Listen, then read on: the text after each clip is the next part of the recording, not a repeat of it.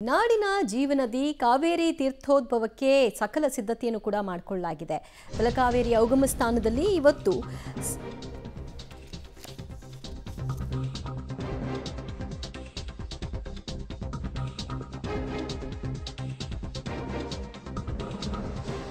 ತಲಕಾವೇರಿಯ ಕುಂಡಿಕೆಯಲ್ಲಿ ಕಾವೇರಿ ದರ್ಶನವನ್ನ ಮಾಡಿ ಪುನೀತರಾಗಿದ್ದಾರೆ. ತೀರ್ಥ ರೂಪದಲ್ಲಿ ದರ್ಶನ ಕೊಟ್ಟಿದ್ದಾಳೆ ಕಾವೇರಿ ಮಾತೆ. ಬ್ರಹ್ಮ ಕುಂಡಿಕೆಯಲ್ಲಿ ಕಾವೇರಿ ತೀರ್ಥೋದ್ಭವ 1:44 ಆಗಿದೆ. ಅಪಾರ ಸಂಖ್ಯೆಯಲ್ಲಿ ಭಕ್ತ ವೃಂದ ನೆರೆದಿದೆ. ಎಲ್ಲರೂ ಕೂಡ ಕಾವೇರಿಯ ತೀರ್ಥವನ್ನ ಪ್ರೋಕ್ಷಣೆ ಮಾಡಿಕೊಳ್ಳಿಕ್ಕೆ ಕಾಯ್ತಾ ಇದ್ದಾರೆ. ಸೊ ಎಲ್ಲೆಡೆ ಸಕಲ ಸಿದ್ಧತೆಯನ್ನು ಮಾಡಿಕೊಳ್ಳಲಾಗಿತ್ತು. ವರ್ಷಕ್ಕೊಮ್ಮೆ 1 ತಿಂಗಳು ಪೂರ್ತಿ ತೀರ್ಥ ರೂಪಿಣಿಯಾಗಿ ತಲಕಾವೇರಿಯ ದರ್ಶನವನ್ನ ಮಾಡಬಹುದು.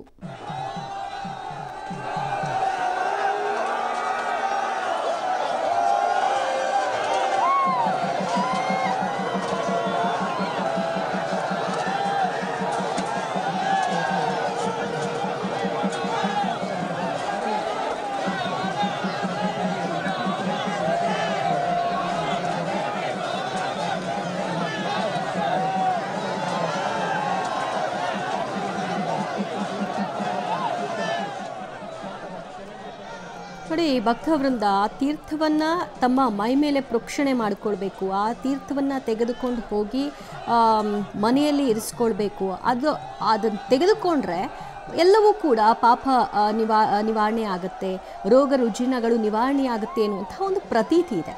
ಸೊ ಅದರಂತೆ ವರ್ಷಕ್ಕೊಮ್ಮೆ ತೀರ್ಥೋದ್ಭವ ಆಗುತ್ತೆ. ಇದಕ್ಕಾಗಿ ಭಕ್ತವೃಂದ ಕಾದು ಕುಳಿತಿರುತ್ತೆ. ಇವತ್ತು 1:44 ತೀರ್ಥೋದ್ಭವ ಆದ ಕ್ಷಣದ ದೃಶ್ಯ ಹೇಗಿತ್ತು ಅನ್ನೋದನ್ನು ನೀವು ಕಣ್ತುಂಬಿಕೊಳ್ತಾ ಇದ್ದೀರಿ. ಅಲ್ಲಿ ಕೂಡ ಬಹಳಷ್ಟು ಸಂಖ್ಯೆಯಲ್ಲಿ ಜನ ನೆರೆದಿದ್ದಾರೆ.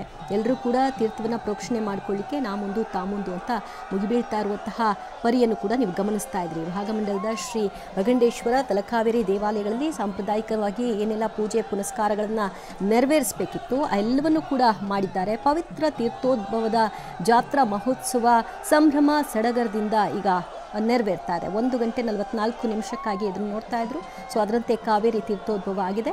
ಪವಿತ್ರ ಮಕರ ಲಗ್ನದಲ್ಲಿ ಕಾವೇರಿ ತೀರ್ಥೋದ್ಭವ ಆಗಿದೆ.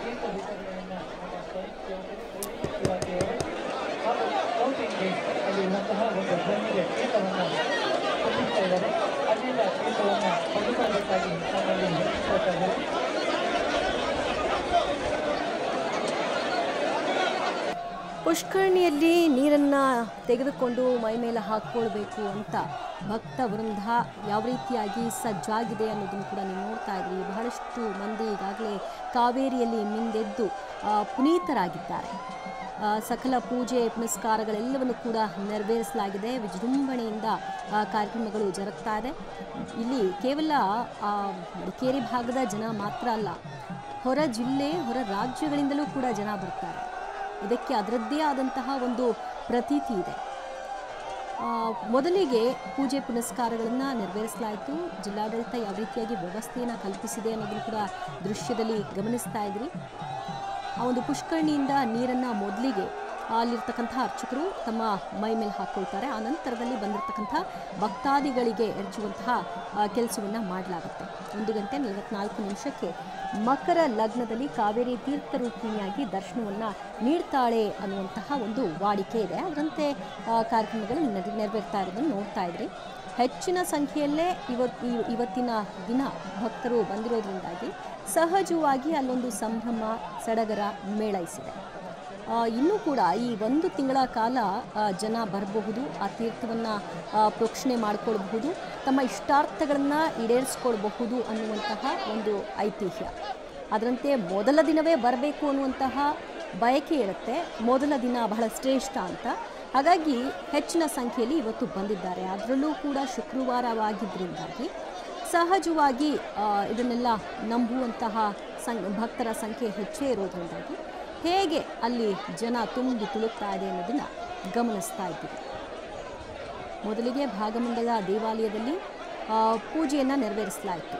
ಅದಾದ ನಂತರದಲ್ಲಿ 1:44 ಮಕರ ಲಗ್ನದಲ್ಲಿ ತೀರ್ಥ ರೂಪಿಣಿಯಾಗಿ ಕಾವೇರಿ ಉದ್ಭವ ಆಗಿ ಅದಾದ ನಂತರದಲ್ಲಿ ಆದಂತಹ ಪೂಜೆ ಪುನಸ್ಕಾರಗಳು, ಬೆಳವಣಿಗೆಗಳು, ಆ ಚಟುವಟಿಕೆಗಳು ಎಲ್ಲವನ್ನು ಕೂಡ ದೃಶ್ಯ ಸಮೇತವಾಗಿ ನೀವು ನೋಡ್ತಾ ಇದ್ರಿ. ಭಗಂಡೇಶ್ವರ ಮತ್ತು ತಲಕಾವೇರಿ ದೇವಾಲಯಗಳಲ್ಲಿ ಈಗಾಗಲೇ ವಿದ್ಯುತ್ ದೀಪಾಲಂಕಾರವನ್ನು ಕೂಡ ಮಾಡಲಾಗಿದೆ. ಜಿಲ್ಲಾಡಳಿತ ಸುತ್ತಲೂ ಕೂಡ ಬ್ಯಾರಿಕೇಡ್ಗಳನ್ನು ಅಳವಡಿಸಿ ಯಾವುದೇ ರೀತಿಯಾದಂತಹ ತೊಂದರೆಗಳಾಗದೇ ಇರೋ ಹಾಗೆ ಭಕ್ತಾದಿಗಳಿಗೆ ವ್ಯವಸ್ಥೆಗಳನ್ನು ಕಲ್ಪಿಸಿದೆ. ವೇದಿಕೆಗಳನ್ನು ಕೂಡ ನಿರ್ಮಾಣ ಮಾಡಿದೆ. ಇಫ್ ಇನ್ ಕೇಸ್ ಮಳೆ ಏನಾದರೂ ಬಂದರೆ ಅಂತಹ ಸಂದರ್ಭದಲ್ಲಿ ಯಾವ ರೀತಿ ರಕ್ಷಣೆಯನ್ನು ಒದಗಿಸಬೇಕು ಅನ್ನೋದರ ಬಗ್ಗೆ ಕೂಡ ಮೆಟಲ್ ಶೀಟ್ಗಳನ್ನು ಹಾಕುವಂಥ ಕೆಲಸವನ್ನು ಮಾಡಿದೆ. ಈ ಮಳೆ ಮತ್ತು ಬಿಸಿಲು ಇದ್ಯಾವುದನ್ನು ಕೂಡ ಭಕ್ತರು ಗಮನಿಸ್ಕೊಳ್ಳಲ್ಲ, ಅವರಿಗೆ ಅದೆಲ್ಲ ಲೆಕ್ಕಕ್ಕೆ ಇರಲ್ಲ.